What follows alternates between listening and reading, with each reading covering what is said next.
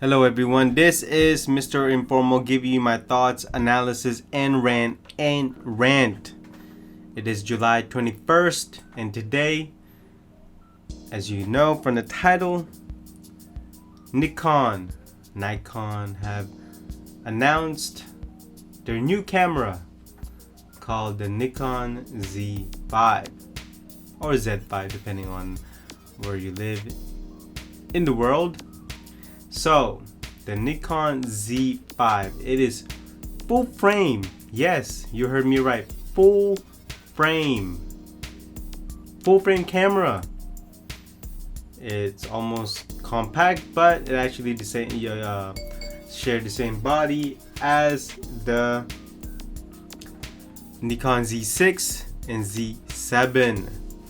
So it is quite interesting. So not only that, I'm gonna tell you the price right now. For the body is $1,400. That's actually quite alright. But you know what? This is my thoughts, analysis, and rant. I'm gonna give you my thoughts right now. This camera is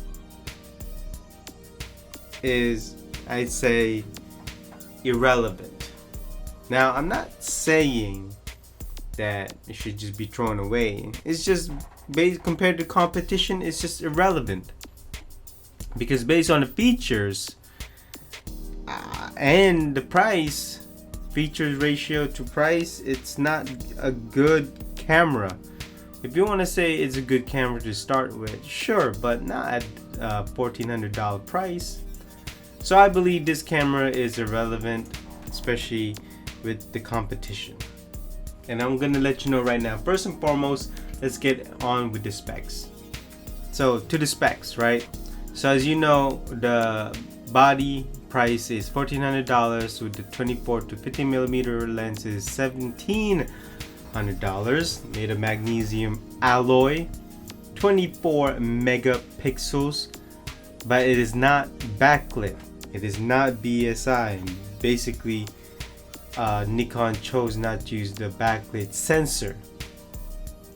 Obviously CMOS sensor, ISO from 100 to 51,000 to 200 can be expanded to 102,400. Not only that, it has image stabilization, or they call it VR in Nikon, vibration reduction. Sensor stabilization, 5-axis. Yes, you heard that right, 5-axis. It has 2 card slot SD cards. It uses contrast and phase detect, which is pretty good. It comes with a assist lamp. The LCD is only tilting, not fully articulated, which is too bad. Screen size is 3.2 inch with 1 million dots, but the resolution of that is not even HD. It's not even 720p, which is too bad. That is not. It has a viewfinder, which is pretty good. It has 3.6 million dots, which is HD quality. Minimum shutter speed is 30 seconds. 1/8,000, which is the maximum shutter speed. 4.5 frames per second. It comes with a plus or minus 5 exposure. This is the movie mode, MPEG 4 and H.264. 4K at 30 frames per second, 4K at 25 and 24, and then 1080 is 60, 50, 30, 25, 24. But the 4K has a 1.7x crop, which is almost useless. I mean, you can still shoot, but you would have to recompose again. So it's a hassle. I'm not okay with that. Not only that, it comes with USB-C and charging, which is pretty good. It comes with micro HDMI. It has a microphone port and a headphone port, which is pretty good. Comes with Wi-Fi and Bluetooth. It has a 470 battery life, 470 shots. or battery life. It has an orientation sensor and time-lapse recording, but no GPS. So let's see here. It has limited video features. Not only that, low resolution LCD and non-articulated tilt, and obviously has a crop sensor. Now the picture features are pretty good. There's no denying that. There's absolutely no denying that. So those are the specs. Now in the beginning I told you I found this camera pretty irrelevant because for the price, $1,400 and all these features, I mean, it sounds like it's a beginner camera, and yet you're charging up $1,400 Nikon. Are you serious? So for the price, it's pretty obvious that if you really like this camera, wait till Christmas when this price goes down. I mean, even if you want a hybrid camera, video and pictures, it's not good for a hybrid camera. If you're a just a picture person, it's not even that good either. I mean, the resolution on the LCD is bad. Not only that, it doesn't even fully articulate. Now, I'm not saying that tilting is bad, but it's just much more beneficial to have a fully articulated screen. Not only that, the sensor is not backlit, which means that's less dynamic range. Not only that, if you're trying to compose at night, it's going to be harder for you to compose. So that's why I find this camera to be irrelevant. I think this camera should have never been made. That's just my opinion. For $1,400, maybe if this camera was $1,000, okay, then I think that's a good price. That's a fair price that people could buy, and I can get behind that. So you know what? Let's get to the analysis. Nikon is not doing so well. As you know, Canon is still leading the market. Sony is not far behind. But to me, this is just one of those cameras that research and development R&D should have never went to. But in terms of when this camera comes out, this camera is not going to move units. This camera, I feel as though this should only move units when the price is right. But at the same time, right now the price is not right. It is absolutely wrong. It's 2020,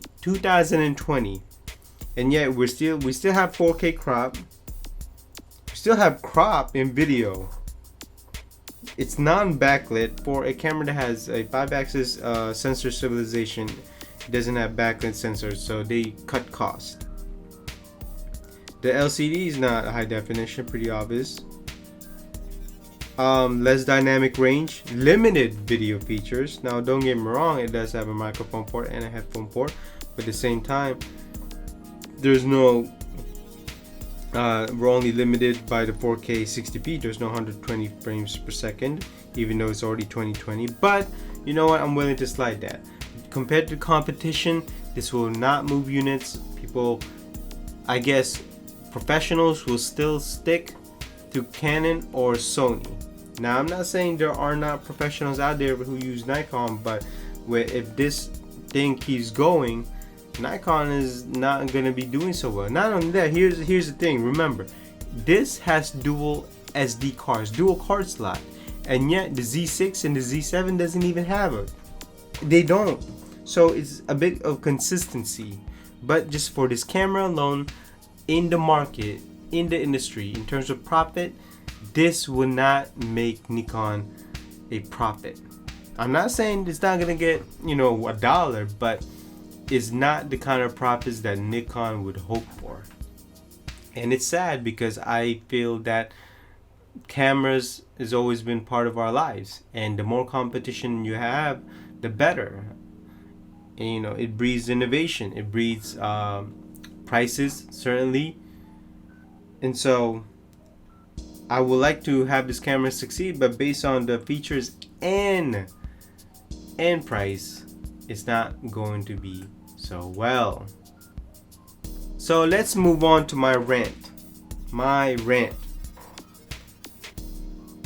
You see, the research and development money should have never went to this camera. It should have never went to it.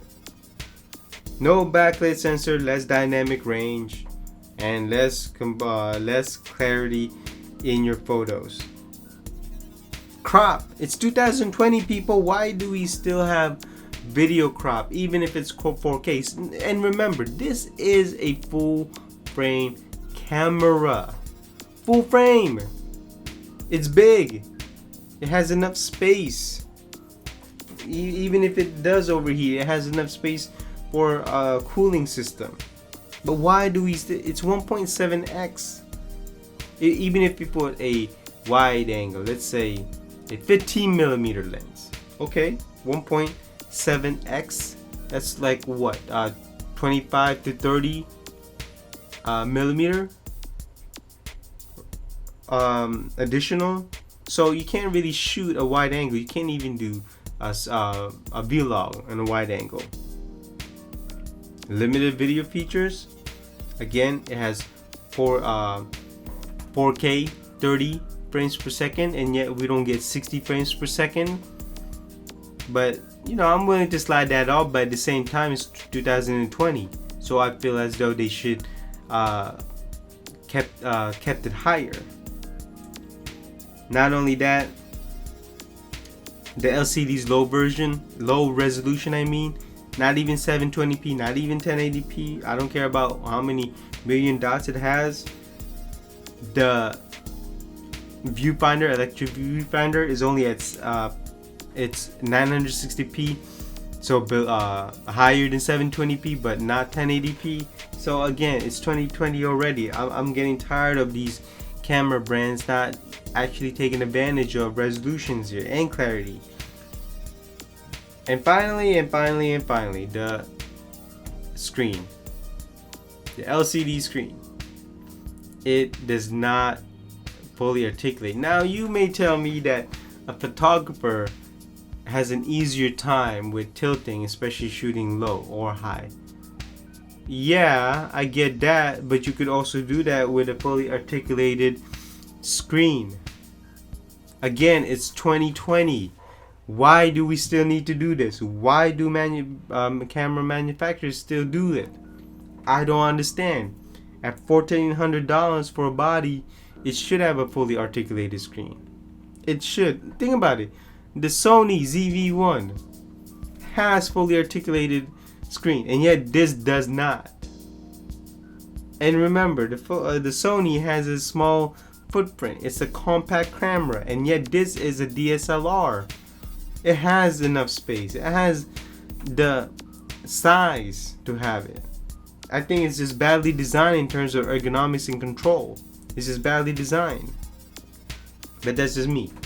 In any case, that is my rant. Hopefully you agree. If you don't, hey, let me know down in the comments below.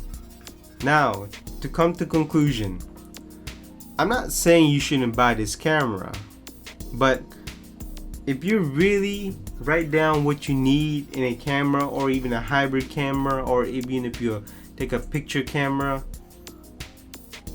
it's missing a lot of important features.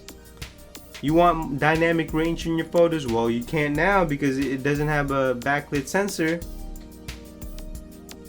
You want some clarity in your screen? Well, you can't because the LCD is not even 720p. I mean, if you like a hybrid camera, well, you can because the 4K has a crop of 1.7x.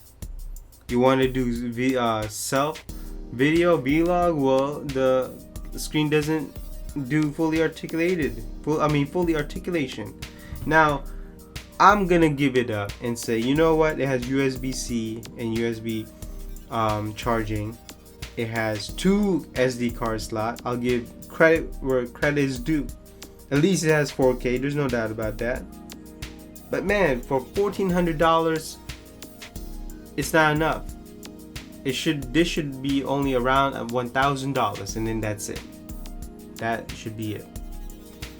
And so that concludes my thoughts, analysis, and rant of the Nikon Z5.